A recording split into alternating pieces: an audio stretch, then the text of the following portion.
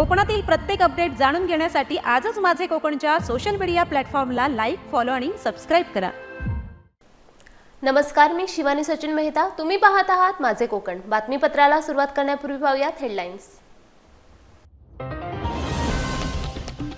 मुरुडमध्ये जंजिरा मुक्ती दिन साजरा. नगराध्यक्षा आराधना दांडेकरांच्या हस्ते ध्वजारोहण. ऐतिहासिक विलिनीकरण सोहळा उत्साहात संपन्न. शिंदे शिवसेनेचे जिल्हाप्रमुख राजाभाई केनी यांचा खळबळजनक गौप्यस्फोट. निवडणुकीतून माघार घेण्यासाठी विरोधकांकडून तब्बल 5 कोटी रुपयांची ऑफर. उरणमध्ये महायुतीत मोठी फूट. अतुल भगत यांची बंडखोरी कायम. शिंदे सेनेच्या पदाधिकाऱ्यांचे राजीनामे. भाजप आमदारांच्या धोरणांना विरोध. आणि लोहारेत शिवसेनेचा धडाकेबाज प्रचार. महिला शक्तीचा उमेदवारांना मोठा पाठिंबा. चंद्रकांत कळंबे प्रचारात आघाडीवर. घराघरात पोहोचला विकासाचा नारा. आता पाहूया सविस्तर वृत्त. स्वातंत्र्योत्तर भारताच्या एकीकरण प्रक्रियेतील अत्यंत ऐतिहासिक टप्पा असलेल्या जंजिरा मुक्ती संग्राम दिनाचा उत्साह मुरुडमध्ये मोठ्या उत्साहात पाहायला मिळाला. जंजिरा संस्थान 31 जानेवारी 1948 रोजी अधिकृतपणे भारतीय संघराज्यात पूर्णपणे विलीन झाले. या महत्त्वपूर्ण दिनाचे औचित्य साधून मुरुड नगरपालिकेतर्फे आयोजित भव्य सोहळ्यात नगराध्यक्षा आराधना दांडेकर यांच्या हस्ते सन्मानपूर्वक ध्वजारोहण करण्यात आले. यावेळी रायगड प्रेस क्लबचे पदाधिकारी आणि परिसरातील नागरिक मोठ्या संख्येने उपस्थित होते. ऐतिहासिक पार्श्वभूमी पाहता 29 जानेवारी 1948 रोजी मुरुड, म्हसळा आणि श्रीवर्धनमधील हजारो क्रांतिकारकांनी नवाबाची सत्ता झुगारून या संस्थानांचा ताबा घेतला होता. तत्कालीन मुख्यमंत्री बाळासाहेब खेर यांच्याकडे या विजयाची नोंद झाल्यानंतर हा परिसर खऱ्या अर्थाने स्वतंत्र झाला. दरवर्षी हा अतुलनीय पराक्रम स्मरणात ठेवण्यासाठी जंजिरा मुक्ती दिन साजरा होतो. या सोहळ्याद्वारे स्थानिक रहिवाशांनी आपल्या पूर्वजांच्या साहसी संघर्षाला भावपूर्ण अभिवादन करून हा ऐतिहासिक ठेवा जपण्याचा संकल्प व्यक्त केला आहे.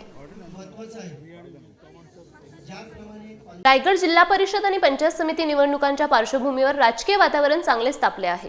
शिंदे शिवसेनेचे जिल्हाप्रमुख राजाभाई केनी यांनी एक खळबळजनक गौप्यस्फोट करत मोठी खळबळ उडवून दिली आहे.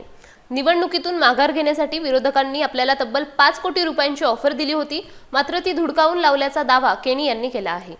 आंबेपूर कुर्डूस जिल्हा परिषद गटातून रसिका राजा केनी निवडणूक रिंगणात असून त्यांना जनतेचा भरभक्कम पाठिंबा मिळत आहे. रायगडमधील सत्ता संघर्ष आता तीव्र झाला असून केनींच्या या दाव्यामुळे राजकीय वर्तुळात मोठी चर्चा सुरू झाली आहे. सर्व विरोधकांना धूळ चारून विजयाचा गुलाल उधळण्यासाठी शिंदे शिवसेना आता पूर्णपणे सज्ज झाली आहे. निवडणुकीची रणधुमाळी सुरू आहे आणि प्रचार प्रसार देखील शिगेला पोहोचलेला आहे. शिंदे शिवसेना रायगड जिल्ह्यामध्ये कशा पद्धतीने लढत देते, काय सांगाल, कसा विश्वास आहे? जिल्ह्यामध्ये शिवसेनाच्या नेतृत्वाखाली ज्या 59 सीट ह्या जिल्हा परिषदेच्या आहेत, त्या 59 सीट पैकी 37 सीट आम्ही शिवसेना धनुष्यबाणावर लढतोय आणि पूर्ण ताकदीने लढतोय. पक्षांनी ताकद दिलेली आहे. 3 आमदार आमचे आहेत, एक मंत्री आहे, भरतशेठ गोगावले साहेब हे मंत्री आहेत, 2 आमदार आहेत आणि उपमुख्यमंत्री एकनाथजी शिंदे साहेब आम्हाला ताकद दिलेली आहे. त्यामुळे आम्ही पूर्ण ताकदीने या सर्व सीट आम्ही शिवसेनेच्या धनुष्यबाणावर लढत आहोत. काय सांगाल, किती जागा जिंकण्याचा आशावाद आहे? हे बघा, गेल्या वेळेला शिवसेने पक्षाचा एकच आमदार होते भरतशेठ आणि आता आमचे 3 आमदार आहेत. त्यामुळे आमचा पूर्ण ताकदीने आमच्या 30 सीट 100% लागणार. शेतकरी कामगार पक्ष असेल किंवा भाजप असेल, त्यांनी देखील उमेदवार निवडणुकीच्या रिंगणामध्ये उभे केलेले आहेत. आंबेपूर जिल्हा परिषद गटामध्ये चुरशीची लढत होईल की आव्हानात्मक लढत होईल की सरळ सोपी निवडणूक होईल, कसं बघता या निवडणुकीत? शिवसेना पक्ष याच्या अगोदर कधीही निवडणुकीला सामोरे या विभागातून गेलेली नव्हती. म्हणजे निवडणूक लढलेली, पण लोकांनी कधी आम्हाला चान्स दिला नव्हता. परंतु आम्ही गेल्या 10-15 वर्ष या विभागामध्ये शिवसेना पक्ष तळागाळामध्ये पोहोचवण्याचं काम केलेलं आहे आणि इथले जे विरोधी पक्ष होते 2 टर्म ते निवडून आले होते, पण कुठल्याही प्रकारचा इथे विकास केले नाही. जनतेचा रोष आहे. त्यामुळं आम्ही पूर्ण तळागाळामध्ये आदिवासी वाडी वस्तीमध्ये पोहोचलेलो आहेत आणि लोकांचा चांगला प्रतिसाद आहे. आम्ही ही निवडणूक एकतर्फी निघणार आहे. त्यामुळं निवडणुकीत आमच्या शिवसेनेचे धनुष्यबाणावर उमेदवार निवडून येतील. भाई, शेतकरी कामगार पक्ष हा बालेकिल्ला राहिलेला आहे अनेक वर्ष. आता शिवसेना या ठिकाणी आलेली आहे, भाजप देखील आलेला आहे. शेकाप संदर्भात काय सांगाल? शेकापचा प्रभाव टिकून आहे की कशा पद्धतीनं अस्तित्व त्याचं संपुष्टात येत आहे? हे बघा, आता तुम्ही पूर्ण तालुक्यामध्ये बघता, जिल्ह्यामध्ये बघता, या मतदारसंघामध्ये बघता, याच्या अगोदर शेकाप पक्ष बालेकिल्ला होता. परंतु आता काही आमदार महेंद्रशेठ दळवे आमदार झाल्यानंतर प्रत्येक गावामध्ये वाडीमध्ये वस्तीमध्ये जो विकास निधी नेलेला आहे आणि विकासावर प्रभावित होऊन अनेक लोक शेका पक्षाची शिवसेनेमध्ये पक्षामध्ये प्रवेश केलाय. त्यामुळे शिवसेना इथे ह्या मतदारसंघामध्ये 1 नंबरची राहिलेली आहे. भाई, भविष्याच्या काळामध्ये वचननामा जे आपण शिवसेनेनं काढलेला आहे, एकूणच शिवसेनेचा वचननामा जो आहे तो विकास कामांचा आहे. काय नेमके त्याच्यातले प्रमुख मुद्दे आहेत विकास कामांचे? 80% समाजकारण, 20% राजकारण याच्या ध्येयानेच आम्ही ह्या मतदारसंघामध्ये विकासाची गंगा आणलेली आहे आणि याच्या पुढे सुद्धा या विभागामध्ये जो बेरोजगारीचा प्रश्न आहे तो बेरोजगारीचा प्रश्न सोडवण्यासाठी या आंबेपूर जिल्हा परिषद मतदारसंघामध्ये अनेक प्रकारचे प्रकल्प आणण्याचा आम्ही प्रामाणिक प्रयत्न करणार आहोत आणि त्या प्रकल्पातून हा बेरोजगारीचा प्रश्न सोडवण्याचा आम्ही प्रयत्न करणार आहोत. निवडणुकीचा उमेदवारी अर्ज भरल्यानंतर उमेदवारी अर्ज मागे घेण्यासाठीच्या ज्या काही आपल्याला ऑफर आल्या होत्या, काही संधी आल्या होत्या, त्या संदर्भात चर्चा आहे. नेमकं काय तथ्य आहे त्याच्यात? निवडणुकीचा फॉर्म भरू नये इथून सुरुवात झाल्यानंतर निवडणुकीचा फॉर्म भरल्यानंतर अनेक प्रकारचा दबाव तंत्राचा वापर झाला, अनेक प्रकारचे वेगवेगळे आमिष दाखवले गेले. शेवटच्या क्षणाला मला 5 कोटीची ऑफर सुद्धा विरोधी पक्षाकडनं दिली की 5 कोटी रुपये देतो, तुम्ही फॉर्म मागे घ्या, बाकी काय असेल ते आम्ही बघतो. रसिकाताई केने असतील, मानसीताई असतील, या 2 वाघिणी जिल्हा परिषद गेल्यानंतर प्रभावशाली काम करतील असं म्हटलं जातंय. काय नेमकं सांगाल याबद्दल? नक्कीच मानसीताई दलवे यांना 2 टर्मचा अभ्यास आहे. जिल्हा परिषदेच्या प्रतोद होत्या. रसिका केनी जिल्हा ग्रामपंचायत उपसरपंच होत्या. त्यांचा सुद्धा महिला वर्गामध्ये चांगल्या प्रकारचा कॉन्टॅक्ट आहे. त्यामुळे महिला बचत गटाच्या माध्यमातून सर्व जे काही काम केलं आहे त्याचा फायदा जिल्हा परिषद निवडून आल्यानंतर जिल्हा परिषदेमध्ये त्यांचा फायदा प्रत्येक गावातील विकास कामासाठी होईल. उरणमध्ये शिवसेना शिंदे गटात अंतर्गत कलह मोठ्या प्रमाणात उफाळून आला असून माजी जिल्हा प्रमुख अतुल भगत यांनी भाजपच्या स्थानिक नेतृत्वाविरोधात आक्रमक पवित्रा घेतला आहे. आमदार महेंद्र थोळवे यांच्या मनमानी कारभारावर आणि आमदार महेश बालदी यांच्या आडमुठ्या धोरणांवर त्यांनी पत्रकार परिषदेत तीव्र प्रहार केला. उरण पनवेल भागात भाजप उमेदवारांसाठी अर्ज मागे घेण्याचे वरिष्ठ नेत्यांचे आदेश धुडकावत 6 बंडखोर उमेदवारांनी निवडणूक लढवण्याचा ठाम निर्धार केला आहे. या वाढत्या वादामुळे अतुल भगत यांची जिल्हा प्रमुख पदावरून तडकाफडकी हकालपट्टी करण्यात आली असून त्यांच्या जागी विनोद साबळे यांची नियुक्ती झाली आहे. पक्षाच्या या अनपेक्षित निर्णयाच्या निषेधार्थ शिंदे सेनेच्या तब्बल 40 प्रमुख पदाधिकाऱ्यांनी सामूहिक राजीनामे दिल्याने राजकीय वर्तुळात मोठी खळबळ उडाली आहे. महायुतीमधील हा तीव्र संघर्ष आता चव्हाट्यावर आला असून आगामी विधानसभा निवडणुकीच्या पार्श्वभूमीवर उरणमध्ये भाजप आणि शिंदे सेनेतील वाद विकोपाला गेला आहे, ज्यामुळे स्थानिक राजकीय समीकरणे पूर्णपणे बदलण्याची दाट शक्यता निर्माण झाली आहे. राजीनामा दिले आणि सर्व पदाधिकारी राजीनामा दिल्यानंतर अधिकृतपणे त्यांची लिस्ट ही आपल्याला दिली. हे सगळेजण इकडे येत होते, परंतु मी सांगितलं की एका आमदाराच्या विरोधातली भूमिका आहे. आपण काय झालं की महेश बालदीने जी भूमिका घेतली इथल्या स्थानिक आमदारांनी, ती माझ्या हिशोबाने त्यांची काही चूक नव्हती. कारण बीजेपी पक्ष वाढवत असताना दुसरा पक्ष मोठा होऊ नये म्हणून त्यांची जी भूमिका आहे ती योग्य आहे. त्यांना आम्हाला त्याच्याबद्दल काही तक्रार नाही की त्यांचा पक्ष वाढला, दुसऱ्याचा पक्ष वाढला नाही पाहिजे, कोणी त्यांना कॉम्पिटिटर तयार होऊ नये. कारण जी चूक मनोहर भोईरांनी केली माझ्या आमदारांनी, की त्यांच्याकडून होऊ नये याची दक्षता ते पुरेपूर घेतात. मनोहर शेठने जर ती दक्षता घेतली असती तर शहरापुरतं असलेलं नेतृत्व आज उरणमध्ये पूर्ण उरण विधानसभेमध्ये गेलं नसतं. परंतु आपण मराठी लोक सहकार्याची भूमिका घेतो, मदतीची भूमिका घेतो. आपण सगळ्यांसाठी मदतीला उभे राहतो, सहयोगी म्हणून सगळ्यांना मदत करतो. परंतु त्यांनी जी भूमिका घेतली त्याचे दुष्परिणाम त्यांना भोगावे लागले आणि ते आज त्यांच्या हातून पराभूत झाले. आणि सर्वांनी मिळून जो काही आता राजीनामे दिले त्याच्या पुढे काय करायचं हे आम्ही ठरवू. दुसरी गोष्ट, आम्ही सगळ्यांनी ठरवलेलं आहे की आपल्यावर अन्याय होतोय म्हणून कुठल्याही पक्ष सोडून कुठल्याही दुसऱ्या पक्षात जायचं नाही. आणि मी गोवाले साहेबांना, बाबरे साहेबांना सांगून आलेलो आहे की साहेब माझ्याबद्दल कोणीही वावड्या उठवतील, परंतु मी कुठेही पक्ष सोडून जाणार नाही. मी शिवसेनेतच राहील, शिवसेनेत म्हणून काम करेल आणि पक्षामध्ये राहूनच जो काय माझ्यावर अन्याय किंवा माझ्या सहकार्यांवर अन्याय झालेला आहे किंवा पक्षावर अन्याय झालेला आहे त्यांच्या विरोधात लढत राहील. ही भूमिका मी दोन्ही आमच्या पक्ष शिवसेनेला सांगितलेली आहे. पोलादपूर तालुक्यातील लोहारे जिल्हा परिषद गटात सध्या निवडणुकीचे वातावरण चांगलेच तापले आहे. शिवसेना शिंदे गटाचे जिल्हा परिषद उमेदवार चंद्रकांत कळंबे आणि पंचायत समिती उमेदवार अनिता अनिल भिलारे यांच्या प्रचाराने आता मोठी गती घेतली आहे. विशेष म्हणजे या प्रचारात महिला आघाडी आणि युवा वर्ग मोठ्या उत्साहात मैदानात उतरला असून त्यांनी संपूर्ण परिसर पिंजून काढला आहे. प्रचारादरम्यान शेकडो कार्यकर्ते घरोघरी जाऊन मतदारांशी थेट संवाद साधत आहेत. उमेदवारांनी यापूर्वी केलेल्या महत्त्वपूर्ण विकासात्मक कामांची माहिती प्रत्येक घरापर्यंत पोहोचवली जात आहे. महिलांचा वाढता सहभाग पाहता या निवडणुकीत शिवसेनेचे पारडे जड असल्याचे चित्र दिसत आहे. मतदारांकडून मिळणारा उत्स्फूर्त प्रतिसाद पाहता उमेदवारांचा आत्मविश्वास कमालीचा उंचावला आहे. आता मतदानादिवशी जनता कोणाला कौल देणार याकडे संपूर्ण तालुक्याचे लक्ष लागले आहे. लोहारेत सध्या विकासाच्या मुद्द्यावरून जोरदार शक्तीप्रदर्शन पाहायला मिळत आहे. सर्वसामान्य नागरिकांचा वाढता पाठिंबा उमेदवारांसाठी दिलासादायक ठरत आहे. आम्ही ज्या असणाऱ्या महिला इथं सगळ्या कंपल्सरी शिवसेनेच्या आहे आणि पहिल्यापासून आमच्या रक्तामध्ये फक्त शिवाजीची शिवसेना जमलेली आहे. आम्ही इथं तिथं कुठंच जाणारी नाही हो आणि आमच्यावरती विश्वास ठेवा. विश्वास ठेवून कलमे साहेबांनी नेहमीच आमच्याकडे लक्ष ठेवलेलं आहे आणि आम्ही बी त्यांच्याकडे पुरेसं लक्ष ठेवणार.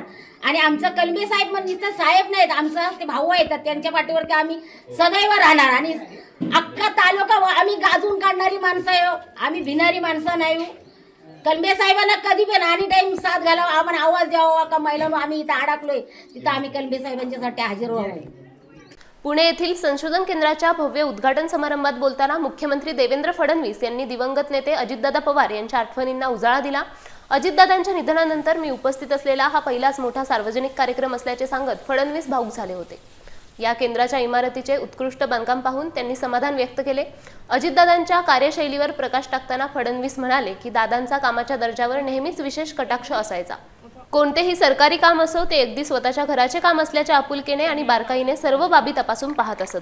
त्यांच्या या शिस्तीमुळेच अनेक शासकीय प्रकल्प दर्जेदार आणि वेळेत पूर्ण होऊ शकले.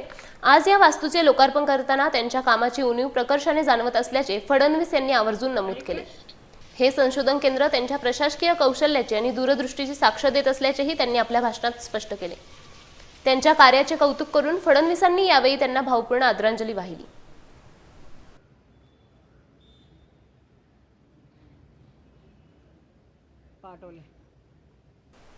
मंडणगड तालुक्यात राष्ट्रवादी काँग्रेसच्या वतीने घड्याळ हे निवडणूक चिन्ह घराघरात पोहोचवण्याचा निर्धार तालुका अध्यक्ष मुझफ्फर मुकादम यांनी व्यक्त केला आहे. राज्याचे उपमुख्यमंत्री अजितदादा पवार यांच्या विमान अपघातातील अकाली निधनामुळे संपूर्ण राज्यावर शोककळा पसरली आहे. या कठीण प्रसंगातही दादांचे कार्य आणि विचार जिवंत ठेवण्यासाठी कार्यकर्त्यांनी कंबर कसली आहे. आगामी निवडणुकीत दादांची शेवटची आठवण असलेले घड्याळ चिन्ह मतदारांपर्यंत पोहोचवणार असल्याचे मुकादम यांनी स्पष्ट केले.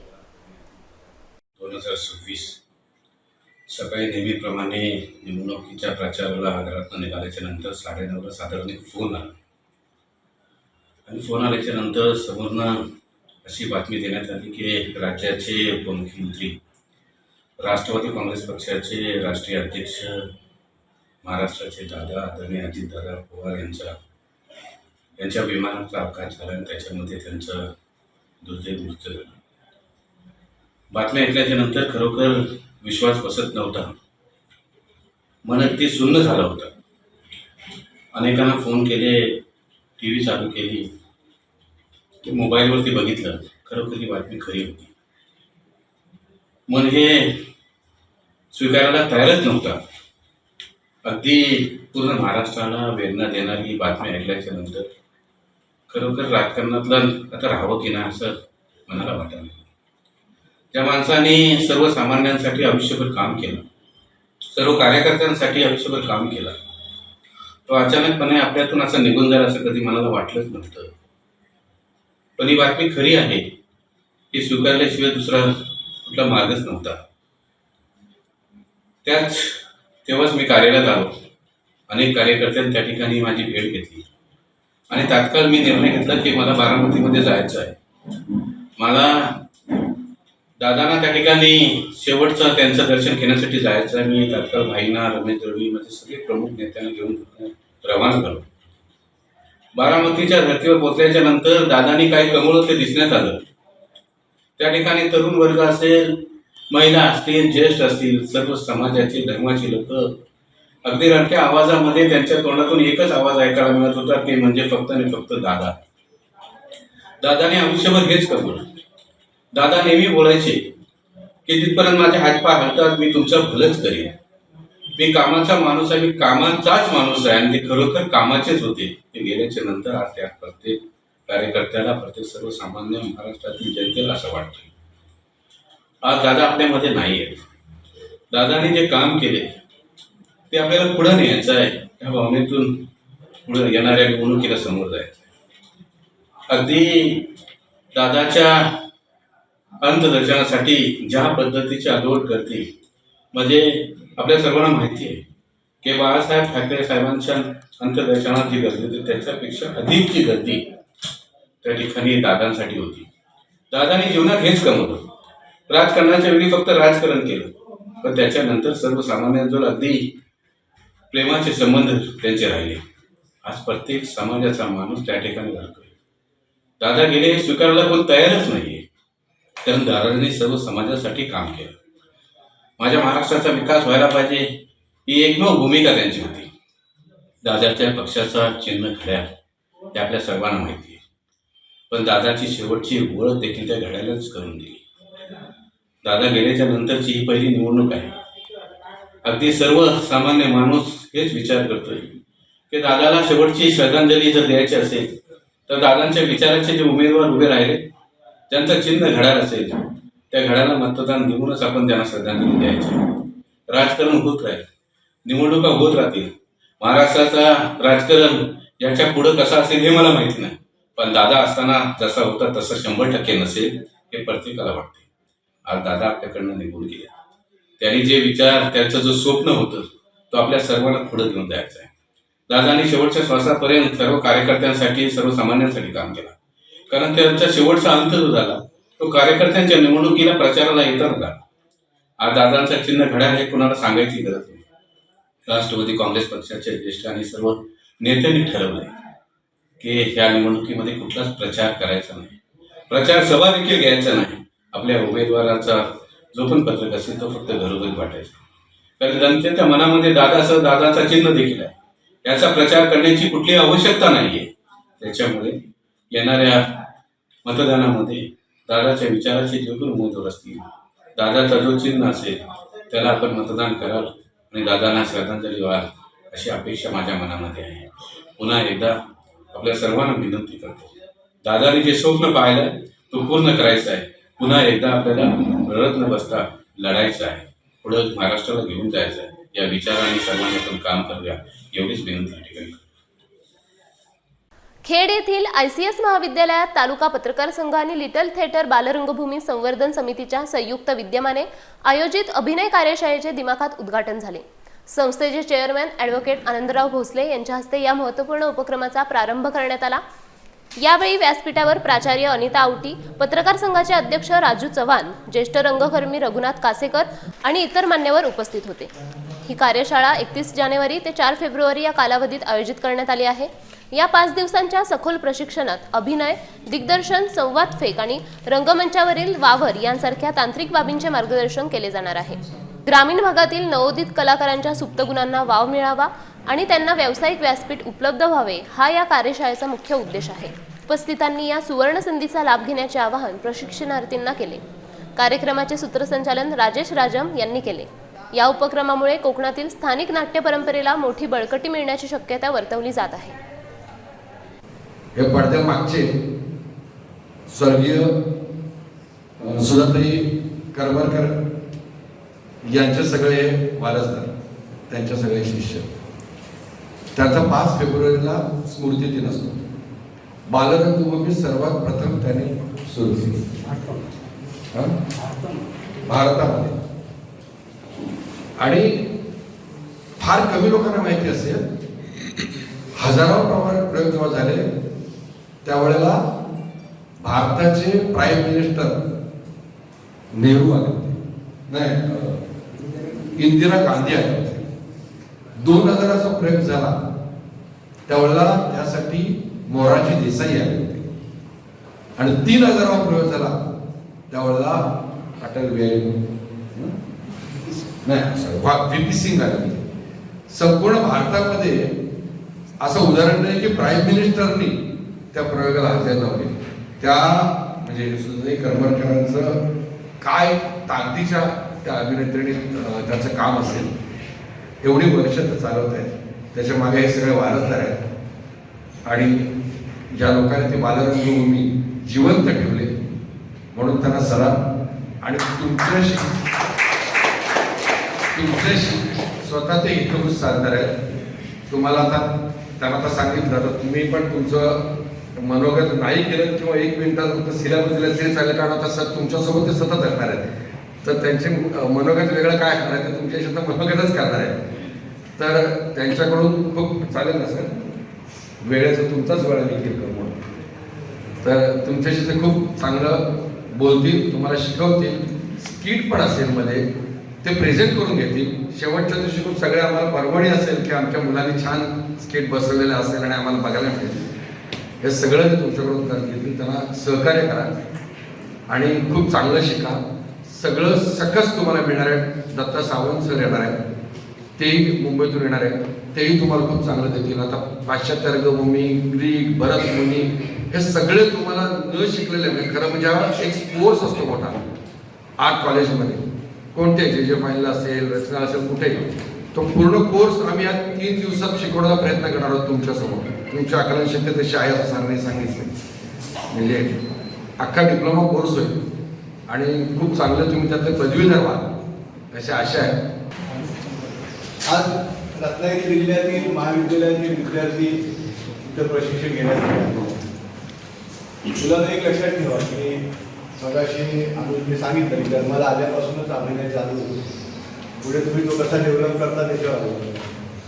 पण अभिनयाचा फायदा असा आहे की तुम्ही कुठेही गेला, समजा इंटरव्ह्यूला गेला, शिक्षण घेतलं, अगदी डिग्र्या मोठ्या घेतल्या, पण तुम्हाला जर ते काम प्रेझेंटेशन करता आलं नाही, तो जर अभिनय तुमच्याकडे नसेल तर तुम्ही इंटरव्ह्यू किती बुद्धिमान असला तरी तुमचा उपयोग शकतो, सिलेक्शन होतं. राजकारणामध्ये सुद्धा अभिनय आहे. मी राजकारणामध्ये सक्रिय होतो, जिल्हा परिषदेपर्यंत गेलो, पण माझ्याकडे अभिनय नसल्यामुळे मी राजकारणात पुढे जाऊ शकतो. मला ते नेहमी वाटतं की जर मी व्यवस्थित, आता आपण बोलला तर काल एखादा दुःखद प्रसंग आमच्या अजितदादांचा झाला. कशी लोक रडत होती, कसं व्यक्त होत होती. मी पण गेलो पण मला रडायलाच आलं नाही, मला ते व्यक्त करता आलं नाही.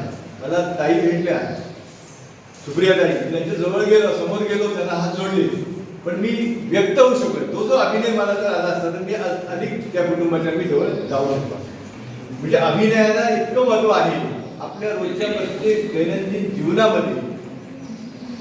जसं तुम्हाला माहिती आहे की आपण एखादा माल विकायला, भाजीवाला विकायला बसतात, माझ्याकडे चांगली भाजी आहे, मी कशाला ओरडू, पण उत्तम ग्रेनची भाजी स्प्रे मारलेली आहे केमिकलचा शेळी भाजी, पण त्याने आरडाओरडा करून 1 रुपयाला 10, 1 रुपयाला 10 करून सगळी भाजी तरी संपली. माझी चांगली भाजी असली तर, कारण की माझ्याकडे अभिनय नाही, मी ते सांगू शकलो नाही लोकांना. त्यामुळे अभिनयाचं महत्त्व आपल्या जीवनामध्ये, दैनंदिन जीवनामध्ये अतिशय चांगलं आहे. आणि आपण मुलं आता हे जे काही 3 दिवस प्रशिक्षण आपण घेत आहे, एक चांगले कासेकर सरांसारखा एक अनुभवी कलाकार आपल्यासमोर आपल्याला शिकवणार आहे. मला विद्यार्थ्यांना सांगायचं की आपण याचा जास्तीत जास्त लाभ घ्या. आपल्या दैनंदिन जीवनामध्ये त्याचा उपयोग होणार आहे, घ्या. मी माझ्या संजीवन शिक्षण संस्थेच्या वतीने आपल्या सर्वांना शुभेच्छा देतो. पत्रकार संघाने हा कार्यक्रम घडवून आणण्यासाठी पुढाकार घेतला, त्यांचंही आणि लिटिल थिएटर बालरंगभूमीचे कासेकर सर तुम्हाला सुद्धा धन्यवाद देतो आम्हाला संधी दिल्याबद्दल. आणि मी इथे थांबतो, आपल्याला शुभेच्छा देऊन. जय हिंद, जय महाराष्ट्र. रत्नागिरी जिल्ह्यातील खेड तालुक्यात महाराष्ट्र रिक्षा चालक मालक सेना आणि व्यापारी मित्र मंडळाच्या वतीने श्री सत्यनारायण महापूजेचे भव्य आयोजन करण्यात आले होते. हुतात्मा अनंत कान्हेरे चौक म्हणजेच प्रसिद्ध तीनबत्ती नाका येथे हा धार्मिक सोहळा अत्यंत उत्साहात पार पडला. या उपक्रमाचे हे सलग 5वे वर्ष असून दरवर्षीप्रमाणे यंदाही भाविकांचा मोठा प्रतिसाद पाहायला मिळाला. शनिवार 31 जानेवारी 2026 रोजी सकाळी 11 वाजल्यापासून रात्री 9 वाजेपर्यंत हा भक्तिमय कार्यक्रम संपन्न झाला. यावेळी महापूजेचे विधी पारंपरिक पद्धतीने पार पडल्यानंतर तीर्थप्रसादाचे वाटप करण्यात आले. शहरातील नागरिक आणि प्रवाशांनी या ठिकाणी मोठ्या संख्येने उपस्थित राहून दर्शनाचा लाभ घेतला. रिक्षा चालक मालक सेना आणि स्थानिक व्यापाऱ्यांनी एकत्र येत सामाजिक सलोख्याचा एक अनोखा संदेश दिला आहे. तीनबत्ती नाका परिसर या निमित्ताने संपूर्णपणे भक्तिमय वातावरणात न्हावून निघाला होता. शिस्तबद्ध नियोजन आणि भक्तांच्या उत्स्फूर्त सहभागामुळे हा कार्यक्रम अतिशय यशस्वी ठरला. खेड शहरातील ब्राह्मणआळी परिसरातील रहिवासी अशोक विनायक केळकर यांचे वयाच्या 76व्या वर्षी अल्पशा आजाराने दुःखद निधन झाले. त्यांच्या निधनाची बातमी समजताच संपूर्ण खेड परिसरात मोठी हळहळ व्यक्त करण्यात येत आहे. अशोक केळकर हे आपल्या अत्यंत मनमिळावू, शांत आणि धार्मिक स्वभाव गुणांसाठी सर्व परिचित होते. सामाजिक आणि कौटुंबिक जीवनात त्यांनी नेहमीच माणुसकी आणि आपुलकीचे नाते जपले होते, ज्यामुळे परिसरातील नागरिकांशी त्यांचे स्नेहाचे संबंध होते. त्यांच्या निधनाने केळकर कुटुंबावर दुःखाचा डोंगर कोसळला असून त्यांच्या पश्चात पत्नी, 2 मुले, 1 मुलगी, जावई आणि नातवंडे असा मोठा परिवार आहे. त्यांच्या पार्थिवावर कुटुंबीय आणि आत्पेष्टांच्या उपस्थितीत अंत्यसंस्कार पार पडले. यावेळी मोठ्या संख्येने नातेवाईक, मित्रपरिवार आणि ग्रामस्थांनी उपस्थित राहून त्यांना अत्यंत जड अंतकरणाने अखेरचा निरोप दिला. त्यांच्या जाण्याने समाजातील एका सुसंस्कृत आणि प्रेमळ व्यक्तिमत्वाची मोठी पोकळी निर्माण झाली आहे.